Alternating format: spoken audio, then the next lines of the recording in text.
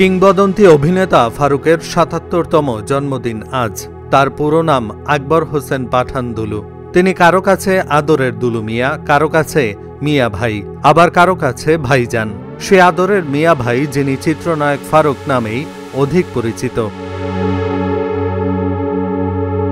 ১৯৪৮ সালের এই দিনে গাজীপুর থানার কালীগঞ্জ উপজেলায় জন্মগ্রহণ করেন তিনি। তার বাবার নাম আজগর হোসেন পাঠান।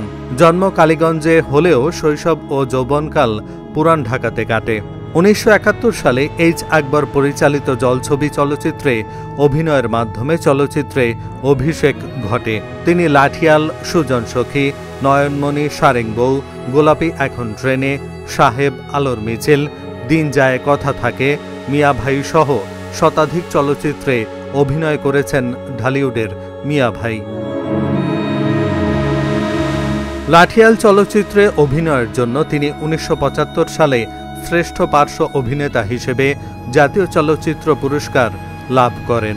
১৯৭৬ সালে সূর্যগ্রহণ ও নয়নমণি, ১৯৭৮ সালে সারেং বউ, আমজাদ হোসেনের গোলাপি এখন ট্রেনে সহ বেশ কিছু ছবিতে মিয়া ভাই খ্যাত চিত্রনায়ক ফারুকের অভিনয় প্রশংসিত হয়। চলচ্চিত্র ও রাজনীতি জীবনের বাইরে তিনি একজন সফল ব্যবসায়ী।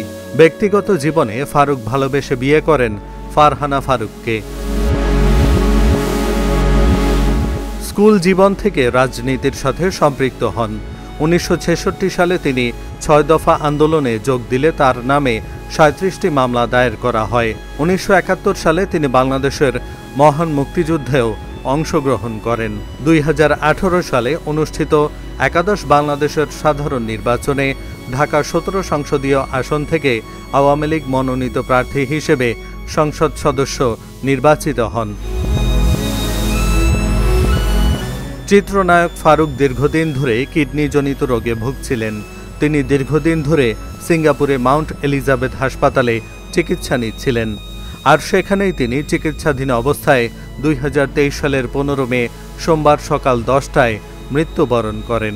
অভিনয়ের স্বীকৃতি হিসেবে আকবর হোসেন পাঠান ফারুক পেয়েছেন জাতীয় চলচ্চিত্র পুরস্কার ও আজীবন সম্মাননা সহ নানা পুরস্কার।